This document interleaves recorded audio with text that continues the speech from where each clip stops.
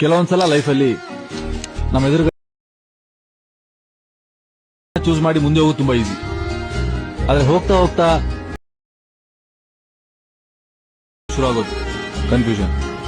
ನಾನು ರಿಸ್ಕ್ ತಗೊಳ್ಳೋದು ಬೇಡ ಅಂತ ಎರಡು ದೋಣಿಯಲ್ಲಿ ಕಾಲಿಡಕ್ಕೆ ಹೋಗ್ತಿದ್ದೀನಿ. ಆದ್ರೂ ಕನ್ಫ್ಯೂಷನ್ ಬೇರೆ ಬೇರೆ ದಿಕ್ಕಲ್ಲಿ ಹೋದ್ರೆ. ಕೆಲವೊಂದ್ಸಲ ಲೈಫಲ್ಲಿ ನಮ್ಮ ಎದುರುಗಡೆ ಚೂಸ್ ಮಾಡಿ ಮುಂದೆ ಹೋಗೋದು ತುಂಬಾ ಈಸಿ. ಆದ್ರೆ ಹೋಗ್ತಾ ಹೋಗ್ತಾ